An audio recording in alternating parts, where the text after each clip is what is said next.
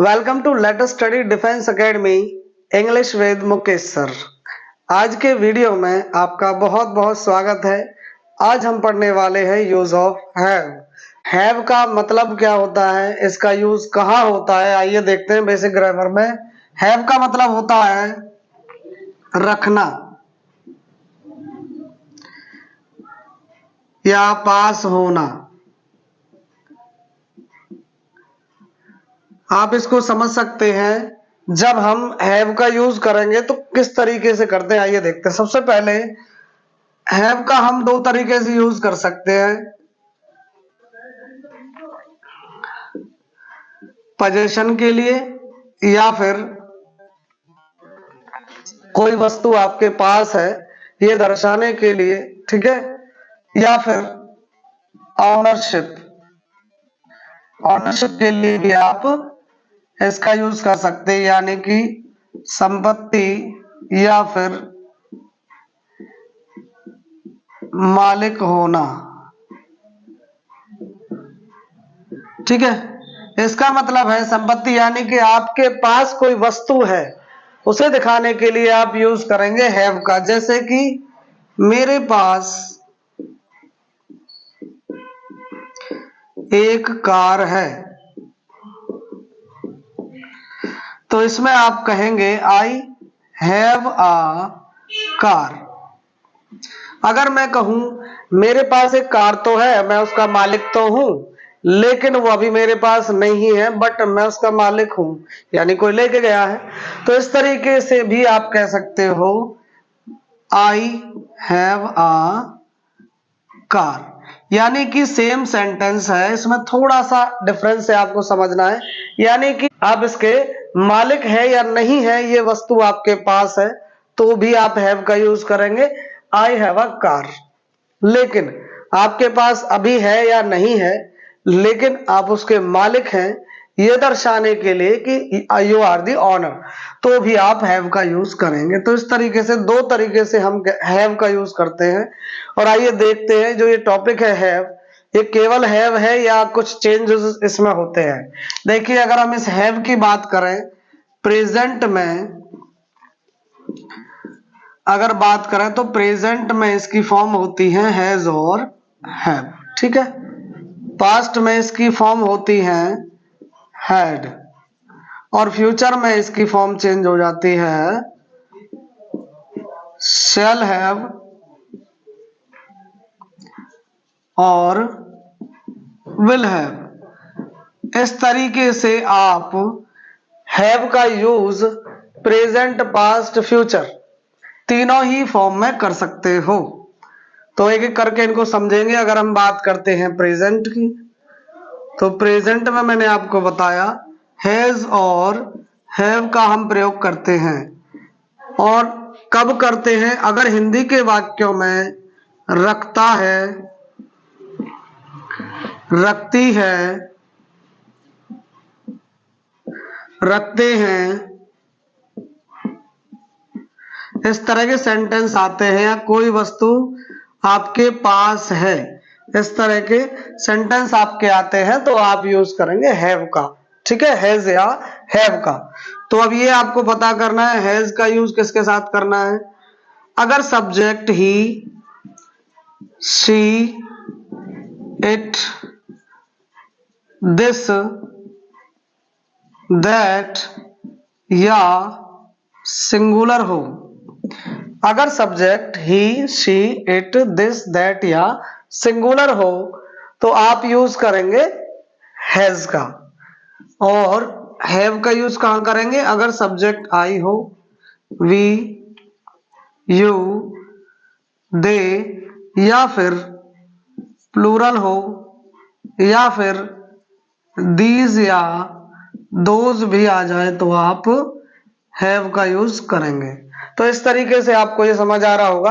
अगर हम प्रेजेंट की बात करते हैं, रखता है, रखती है, रखती है, या पास है, जैसे कि मेरे पास एक कार है, वह एक कार रखता है, वह एक कार रखती है, तो इसमें आपको लेकिन सब्जेक्ट को आपको ध्यान में रखना पड़ेगा किस सब्जेक्ट के साथ हैज का होगा और किस सब्जेक्ट के साथ हैव का।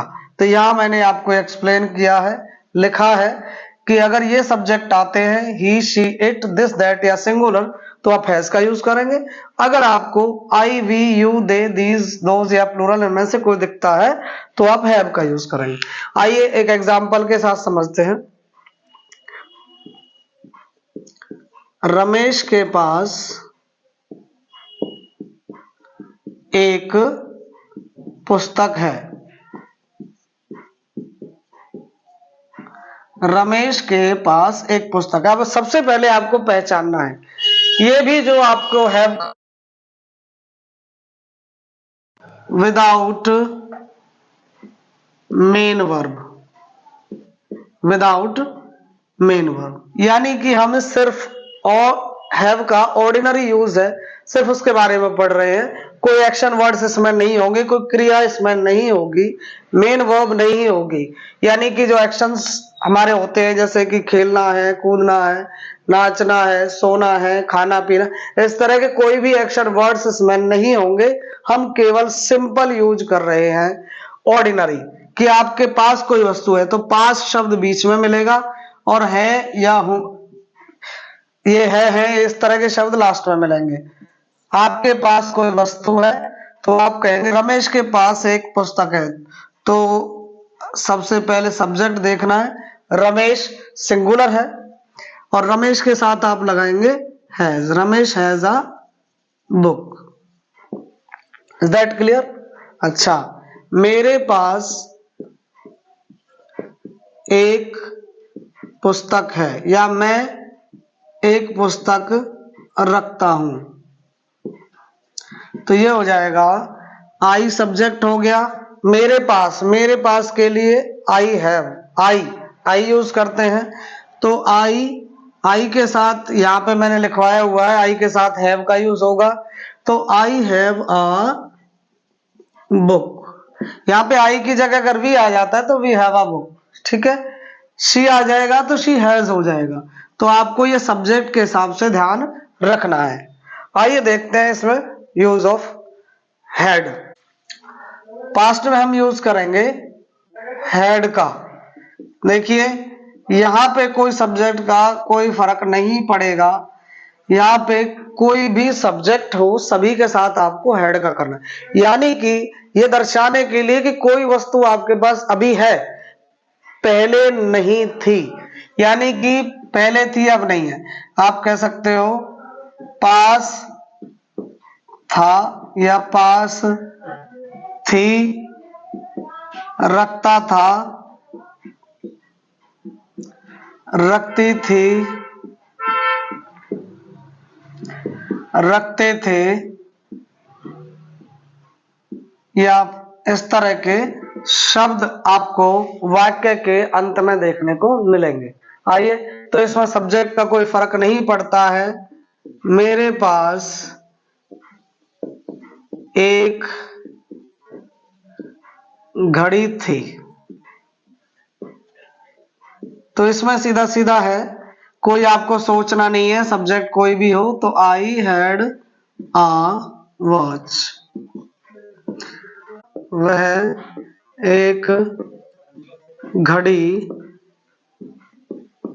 रखता था, तो ही हैड आ वॉच, वह एक घड़ी रखता था तो ही हैड आ वॉच। यानी कि पास्ट में आपके पास कोई भी वस्तु थी तो आप उसको दर्शाने के लिए हैड का प्रयोग करेंगे, ठीक है। इसी में अगर आप बात करते हैं फ्यूचर की, फ्यूचर में हम करेंगे शैल हैव और विल हैव का। तो पहचान क्या होगी अगर फ्यूचर के सेंटेंस की अगर हम बात करते हैं, फ्यूचर के सेंटेंस में पहचान अलग हो जाएगी। तो यहाँ पे देखते हैं, कोई चीज आपके पास होगी, पास होगा, आपके पास कुछ होगा, ये दर्शाने के लिए आप यूज करेंगे शैल हैव विल हैव का। या रखेगा, रखेगी, रखेंगे, इस तरह के शब्द आपको देखने को मिलेंगे। तो यहाँ पे हम देख लेते हैं, दो ऑप्शन आपको दिए हुए हैं, शैल हैव और विल हैव। तो इसमें देखते हैं कहाँ पे शैल हैव है और कहाँ पे विल हैव। अगर आपको यहाँ पे वही सब्जेक्ट चेंज हो जाते हैं, अगर आई और वी का यूज है, यानी कि फर्स्ट पर्सन प्रोनाउन है आपके, फर्स्ट पर्सन, ठीक है, आई और वी अगर आते हैं तो आपको शैल हैव का प्रयोग करना है, बाकी सभी के साथ आपको विल हैव का प्रयोग करना है, ठीक है। तो आई होप आपको ये समझ आ रहा होगा। एग्जाम्पल देख लेते हैं, मेरे पास एक कार होगी, राइट। तो ये हो जाएगा आई के साथ आपको यहाँ दिया हुआ है, आई के साथ आप शैल हैव करेंगे, तो आई शैल हैव आ कार, ठीक है।